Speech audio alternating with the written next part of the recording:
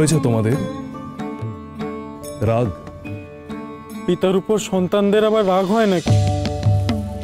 আচ্ছা বেশ, তোমাদের রাগ হয়নি,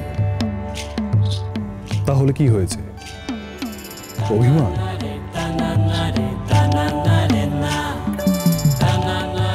বুঝলাম, মৌন সম্মতির লক্ষ্য। তাহলে তোমাদের আমার প্রতি অভিমান হয়েছে, তাই তো? হ্যাঁ, অভিমান হয়েছে তো, ভারী অভিমান হয়েছে। হবে নাই বা কেন?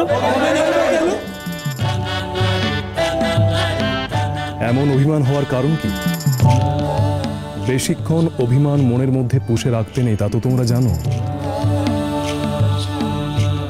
আচ্ছা বেশ, এবার কারণটুকু বিস্তারে বলো তো। ওদের এত অভিমান হয়েছে প্রভু, ওরা এক্ষুনি কেঁদে ফেলবে, ওরা কিছু বলতে পারবে না। তাহলে তুমিই বলো চন্দ্রক। প্রভু, নিত্য আমরাই আপনাকে সাজাই, আর আপনি আমাদের হাতে সেজেই খুব আনন্দ পান। নিশ্চয়ই। প্রভু, কি এমন ভক্ত আছে যে আপনাকে ফুল, চন্দন, বিল্লপত্র দিয়ে এমন সাজালো আপনার সমস্ত মন সেই দিকে চলে গেল? এইটুকুই তাহলে তোমাদের অভিমানের কারণ? এইটুকু? পিতা, আপনাকে সাজানোই আমাদের জীবনের সার্থকতা। না নন্দী, তোমাদের সকলের সার্থকতা আরো অনেক ব্যাপ্ত। তোমরা সকলে আমার ভক্ত। জানবে, যার শৃঙ্গার আমায় স্পর্শ করলো সেও আমার ভক্ত। সেও তার মনের সবটুকু ভক্তি আমাকে উজাড় করে দিয়েছে। তার ভক্তি আমি কি করে ফিরিয়ে দিব না? কে সে?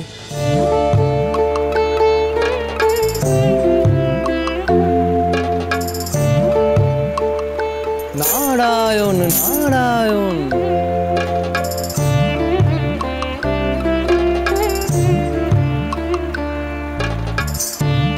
প্রণাম দেবশ্রী। আপনি এখানে? যেখানেই সমস্যা সেখানেই আমি। কি কারণে এমন উদাস হয়ে রয়েছো? কার কথা মনে করে এমন দীর্ঘশ্বাস ফেলছো? সেই স্মৃতি কি সুখের না দুঃখের? তুমি কি জানো, মনের কথা এমনি এমনি বুঝে যাওয়ার ক্ষমতা এই নারদের আছে। তাই তোমার মনের কথাও আমার কাছে ওই আকাশের মতোই প্রকট। একটা কথা বলি কোন, যার জন্য উদ্যানে বসে এমন দীর্ঘশ্বাস ফেলছো, যার কথা ভেবে রাতের ঘুম নষ্ট করছো, যার জন্য নিজের সবটুকু উৎসর্গ করে বসে আছো, তিনি কে জানো?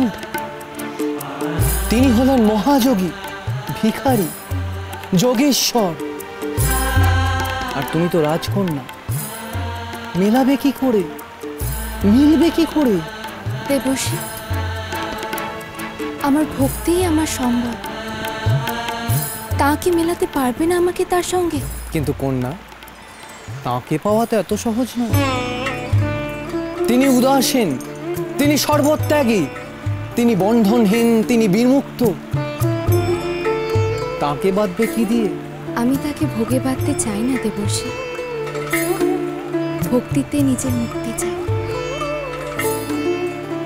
আমি কেবল তার শরণ পেতে চাই, আমি কেবল তার কৃপা চাই, তার শরণ চাই।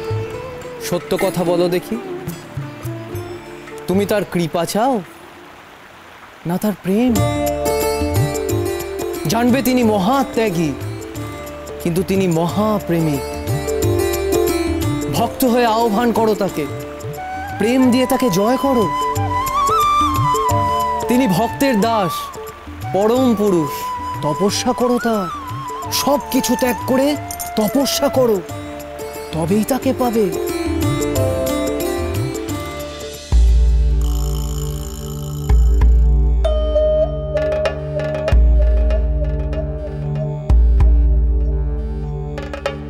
বলুন মহামন্ত্রী, সংবাদ কি?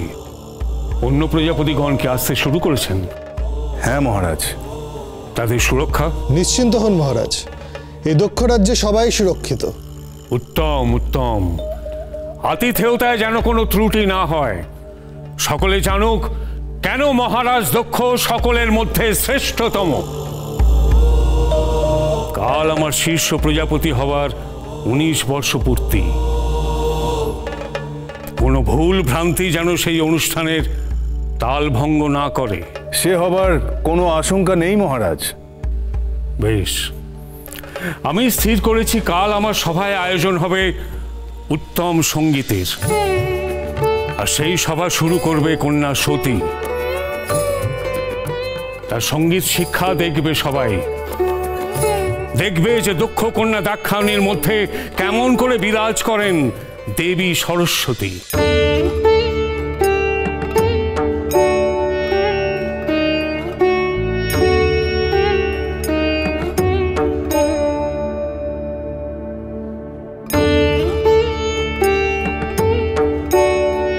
জানবে তিনি মহাত্যাগী, কিন্তু তিনি মহাপ্রেমিক।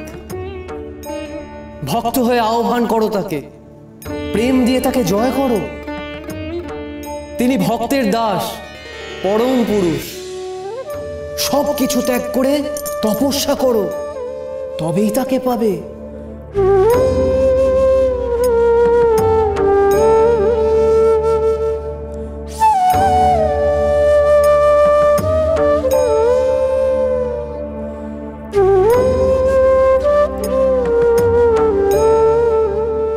তপস্যা করব তার।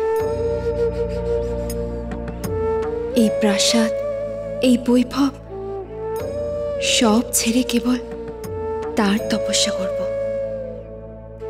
তার দেখা পাওয়ার জন্য আমি সব ছেড়ে তার তপস্যা করব। মহেশ্বর, তোমার দেখা না পাওয়া অবধি এই সতী তার তপস্যা ছেড়ে আসবে না।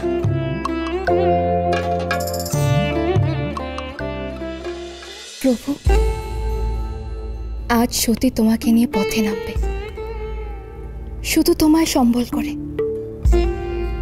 যোগিনী হবে সে, শুধু তোমার জন্য। ভিখারিণী হবে। প্রভু, তোমার দর্শন ছাড়া যে তার জীবন বৃথা।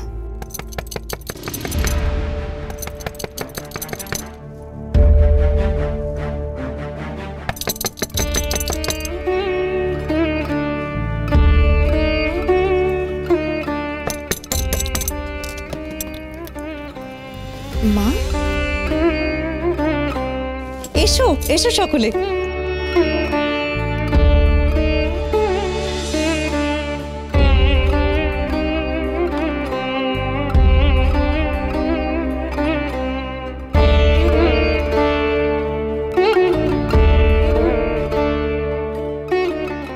সত্যি তুমি কি বিস্মৃত হয়েছ? আজ নগরীতে কিসের উৎসব? কিসের উৎসব? সত্যি তোমার কি হয়েছে বলো তো? আজ তোমার পিতার শীর্ষ প্রজাপতি হবার 19 বর্ষ পূর্তি। আর এই শুভ অনুষ্ঠানের সূচনা হবে তোমার বীণা বাদন দ্বারা। তোমার পিতা এমনটাই ঘোষণা করেছেন।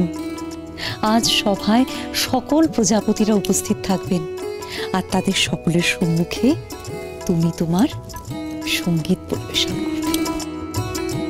মা, তুমি তো জানো তোমার মেয়ে এই ঐশ্বর্য, এই বৈভব তার যে কিছুই চাই না। আর সঙ্গীত প্রস্তুত করার জন্য এত আড়ম্বরের কি প্রয়োজন? সঙ্গীত তো সাধনার বস্তু।